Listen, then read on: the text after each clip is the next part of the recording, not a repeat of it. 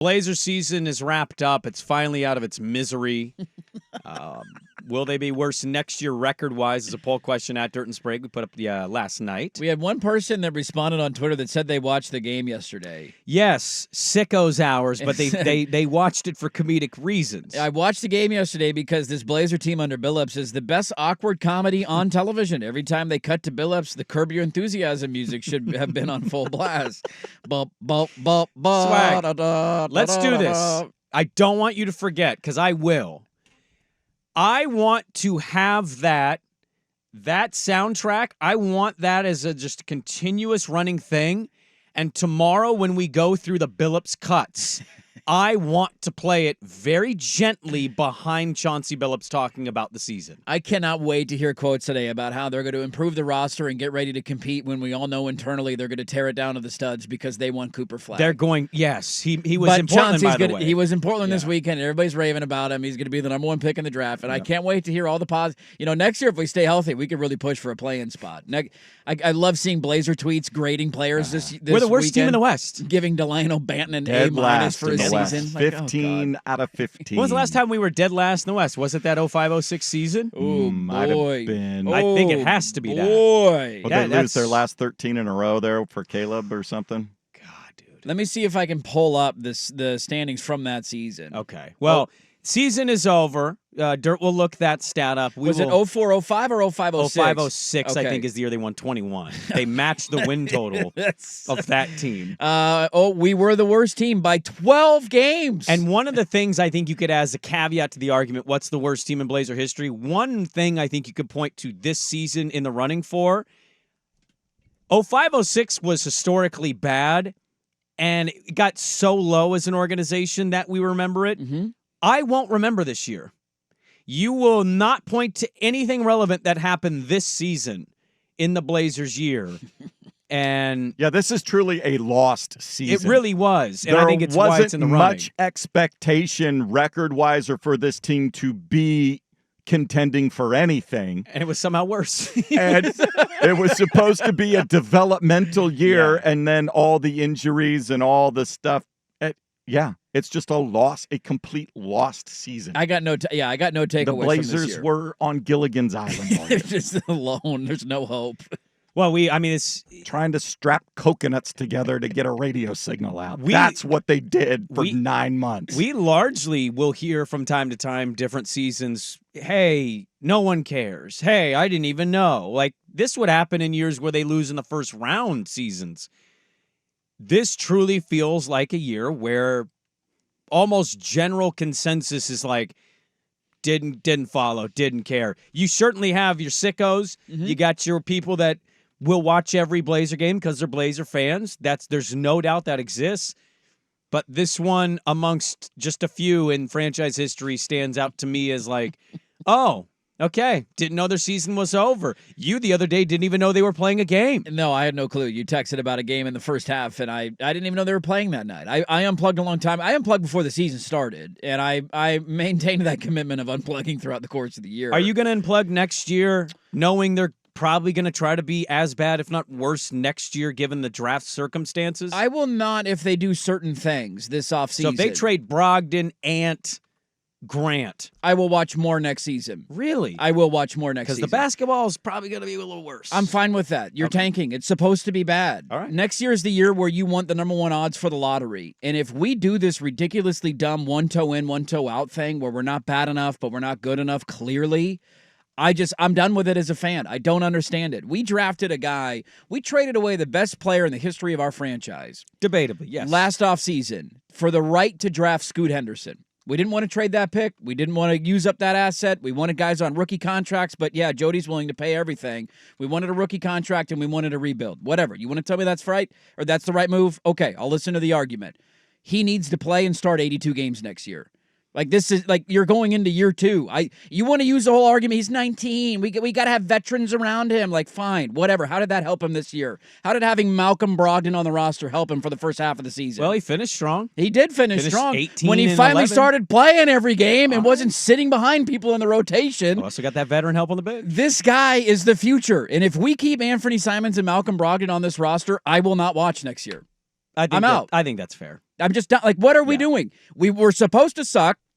We want to see what we have in the young guys. If you tell me next year our backcourt, for as many games as they are healthy, possible to start, you tell me the starting backcourt next year is Scoot and Shaden, I will watch far more Blazer basketball than I will caring about if Malcolm Brogdon goes for 19 and we get a win in November and Blazer fans go, maybe we turned the corner.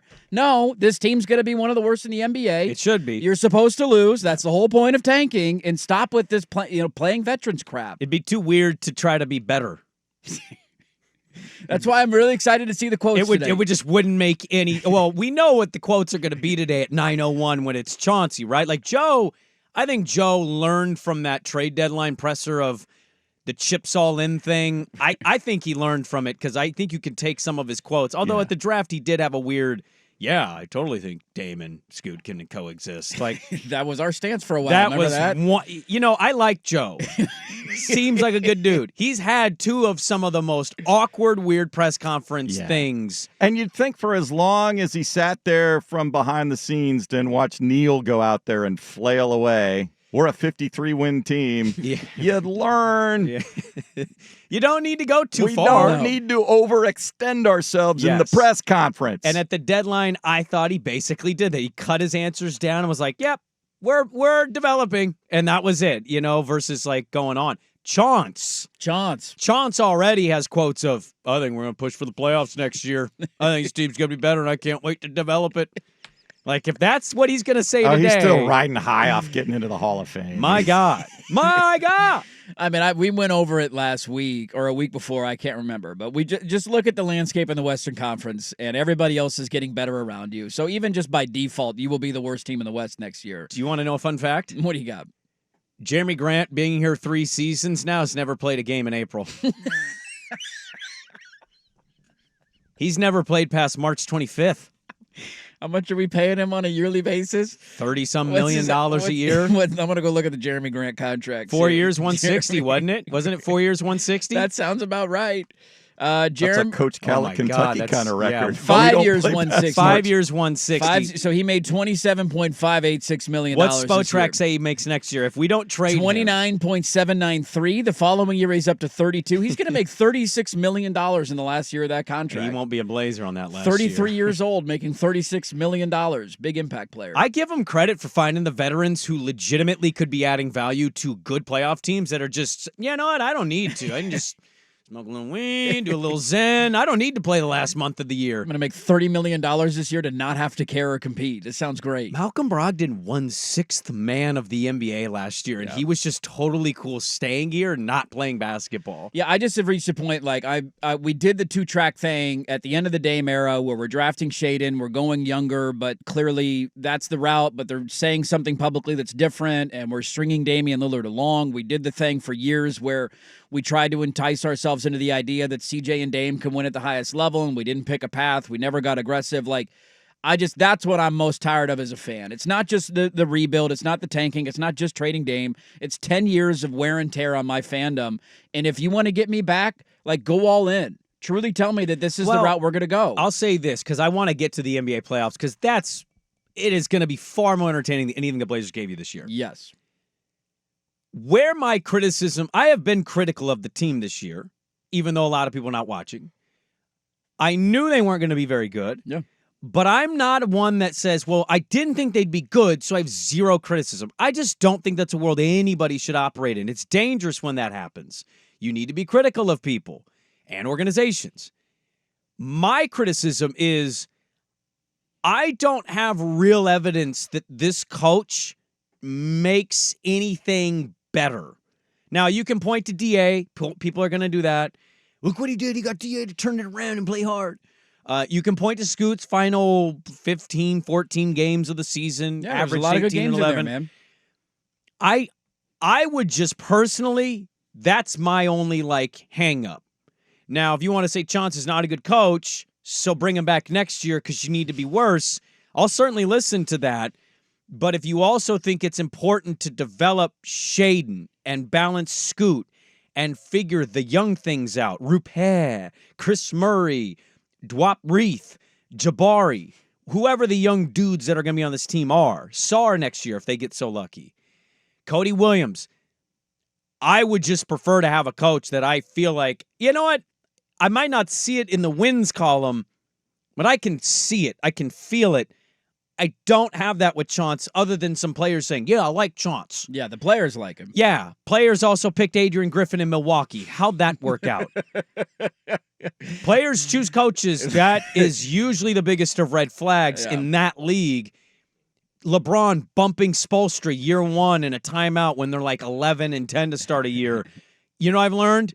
LeBron himself and actually what's happened in Miami, Spoelstra can coach. He knows what he's doing. But LeBron didn't like it at first because it's a little hard. It's a little difficult. You challenge LeBron James, and you're an unknown Eric Spoelstra. He showed me he can coach. I just don't have any of that with Chauncey. And I know they're going to bring him back. Otherwise, he wouldn't do media day. Sure. They're not buying out his contract. They're not going to. Jody does everything for the team. Like, no, she's not buying out that contract. He's got one more year left, or whatever it is, 2 more years. That is my only right now going into next year, knowing there'll be bad. Well, also in Joe, like trade the vets. My only real hang up is Chauncey Billups. Like I don't feel like I have anything in coaching, and again, maybe that's good for them for next year to get in the lottery. They don't want to pay out contracts. I get it. But that's my hang up on them. Yeah, I think Chauncey, the tough part with him is both sides of the argument are true.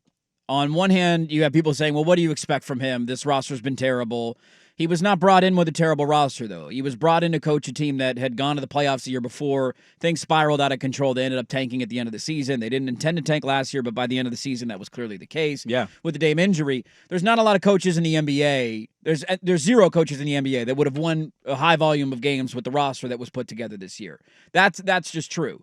But on the other hand is the point that you're making that I agree with more than the other side, and that is, what are the tangible things that you can point to that they're getting better at? Where are the areas that you have seen them drastically improve? Like, what's their offense? I don't know. How would you sum up the offense? Set a screen and then just play one-on-one and then, hey, dump it to DA now. Like, Scoot did some nice things at the end of the year. He did. He gets people involved. So maybe Scoot is the outlier here that, like, changes the flow of all of this next year. And I'll be fair on that if that's what happens. Mm-hmm. But watching this team this year and last year, I don't feel overly confident. It's like, hey, who's going to save us tonight? That's the whole point of having him as a head coach, too. We hired him. Well, first we hired him to be a defensive guru, and then he acknowledged he doesn't know how to coach defense. But he's a point guard who's in the Hall of Fame, and we just drafted a point guard, and we need to develop that point guard. Mm-hmm. So that's like the whole thought process behind it of like, hey, what a great guy to have mentor and teach this young player. Next year will be big. Next year is going to be massively important. And I go back to watching Scoot get the bulk of the run here. I didn't watch much of it, but seeing that he performed better late in the season, it was cool for him. I know the shooting percentage wasn't there, but I'm glad at least there's like a 2-week stretch now where we can look and say, okay, maybe we got something to work with here. The worst thing that you could do is to bring Brogdon and Anthony Simons back, bury him on the bench, or put him in a guard role in the starting lineup where he's playing off ball from time to time. Scoot is a guy who has to have the ball in his hands. He has to attack. He has to set up his teammates. That's the whole strength of his game. He's not a spot-up shooter. He's not an off guard. He has to be a ball-dominant point guard in order to be efficient at a high level in the NBA. And bringing Ant and Brogdon back takes away touches from one of the most important pieces of your franchise, and it would be a catastrophic mistake. So the Blazers season is over finally. They'll media day today, right at 9:01 a.m. Typical Dirt and Sprague. We miss the window. Should we go an hour into call and take them live? What do we think? Hear from Chauncey? What does Chauncey think? I want to hear Chauncey's thoughts. She wouldn't be mad at that. I'm curious to hear what he's going to say and how we're going to be a playoff team next year. Or does he change the tune a little bit? Well, we'll develop guys, see how hard they work in the offseason. Look, we won Cooper Flag, so it's going to be really ugly. Capture the flag. Capture the flag. Come on.